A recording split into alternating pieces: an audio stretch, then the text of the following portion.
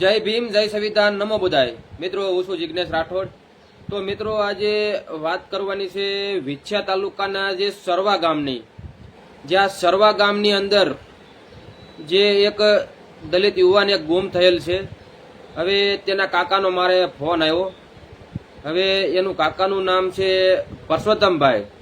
અને જે પરસોત્તમભાઈના ભાઈનો જે દીકરો ગુમ થયેલ છે 21 વર્ષનો, જે પરસોત્તમભાઈના ભાઈનું નામ છે રાજેશભાઈ, અને રાજેશભાઈનો જે દીકરો છે શૈલેષ. હવે જે 21 વર્ષનો હોય છે અને રોજે ગામમાં જે દૂધ લેવા મોકલતા હોય 6 વાગે રાજેશભાઈ, અને રોજ એ મોકલતા હોય દૂધ લેવા, અને જે આ શૈલેષભાઈ છે તે દૂધ લેવા ગયેલા હોય ને પાછા આવેલ નથી. એટલા માટે મિત્રો આ વિડીયો બનાવવામાં આવેલો છે. અને ગઈકાલે 15 તારીખે દૂધ લેવા ગયેલા સવારે 6 વાગે અને પાછા આવેલ નથી. આજે 2 દિવસ થઈ ગયા, બરોબર.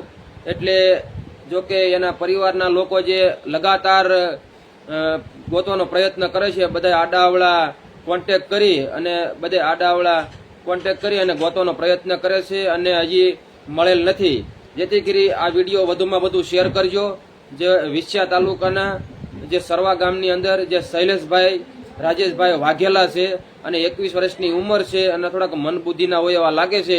તો આપણે જે આ વિડીયાની અંદર જે તેમનો છોકરો જે ગુમ થયેલો છે શૈલેષભાઈ વાઘેલા, તેમનો ફોટો પણ આપણે મૂકશું અને તેમનું નામ પણ મૂકશું. અને કોઈ પણને આ ભાઈ શૈલેષભાઈની જાણ થાય તો ખાસ નમ્ર વિનંતી છે કે આની અંદર આપણે નંબર પણ રાજેશભાઈનો મૂકશું. તેમના પપ્પાનો જે ગુમ થયેલ છે વ્યક્તિ શૈલેષભાઈ, તેમના પપ્પા જે રાજુભાઈ છે તેમનો આપણે નંબર પણ મૂકશું આ વિડીયોની માધ્યમમાં.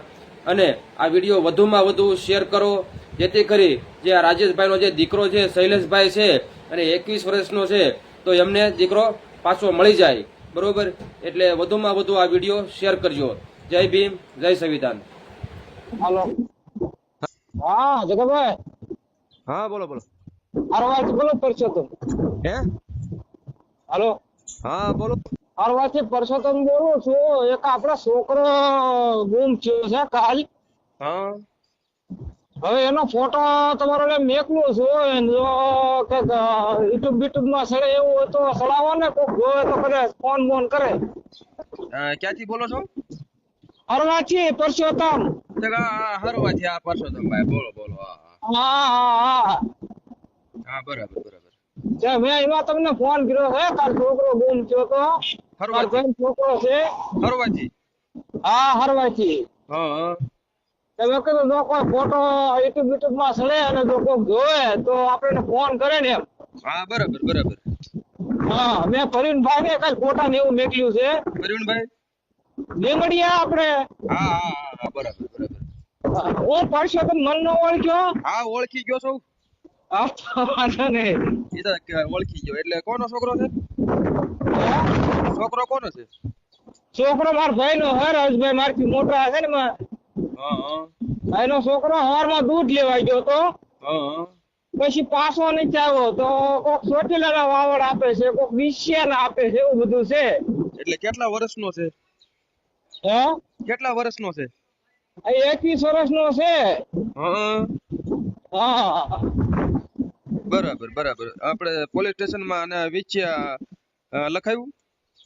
હા, પાળિયાદ પોલીસ સ્ટેશન માં લખાયું હતું. ગુમસુદાની ફરિયાદ લખાવી? હે? ગુમસુદાની ફરિયાદ લખાવી? હા, એ લખાવી ફરિયાદ પોલીસ સ્ટેશન માં પાળિયાદ લખાવી હતી કાલે. બરાબર. એ કઈ વાવડ પતો છે ને. એમ તો આપણે ચોટીલા પોલીસ સ્ટેશને પણ ફોટા આપેલા છે સાહેબ ને. બરાબર બરાબર. હા, હાંજે અત્યારે ચોટીલા નીકળ્યા છે ગોતવા. હા. છોકરાનું નામ શું છે? છોકરાનું નામ શૈલેષ છે. હા, એનો ફોટો તમારો મેકલું છું. હા, બરાબર. હા એમ નહીં? હા. એટલે 21 વર્ષની ઉંમર છે એમ? હા, 21 વર્ષની ઉંમર છે. ભણે છે? ના, ભણતો નથી. ભણતર પડી મૂકી દીધેલું હોય ને. અને કાક ઓલો ઓપરેશન કરેલા હતા ને પછી એટલે ભણતર નથી કર્યું. એમને એટલે બીજું કઈ પાછું નથી ને? ના, બીજું કાંઈ છે નહીં. મગજની તકલીફ કેવું કોઈ વસ્તુ છે નહીં. ઘરેથી નીકળી ગયો છે. હા, અમારો વેલો તો કોઈ દૂધ લેવા મેક્યો હતો. અર્થે દુકાન કામ છે ને હા હા તે દૂધ લેવા મોકલ્યો તો રોજ દૂધ લેવા જાતો તો પણ આજ પાછો ન આવ્યો. એમ નહીં હા એટલે આમ કોઈ છોકરી હારે કે એવું કઈ ના ના એવું કાંઈ નથી એવી ને સમજણ જ નથી કાંઈ. બરાબર બરાબર કારણ કે એ મેં નોર્મલ જ નથી એને એ વસ્તુ આમ કરાય તેમ કરાય હજી એને વેશ્યા નતું જોયું. એવું છે હા એને એટલી બધી ગજી જ નથી એને એક કપો નથી આવડતો. હા તે ઈ એના પપ્પાનું નામ શું છે રાજુભાઈ હા એને પપ્પાનું નામ રાજુભાઈ એ ફોટા આખું બધું લખેલું જ છે પાછલું મેં કીધું. કાંઈ વાંધો નહીં ફોટો ને ઈ બધું મોકલી દો હાલો હાલો મેં કીધું. એ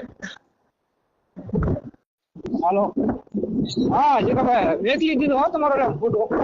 ફોટો ને એવું બધું મોકલી દીધું ને લખીને હા હા ફોટો મેકલી દીધો હે ફોટા બધું લખાણું જ છે. હા બરાબર બરાબર હા છે સારું સારું. એ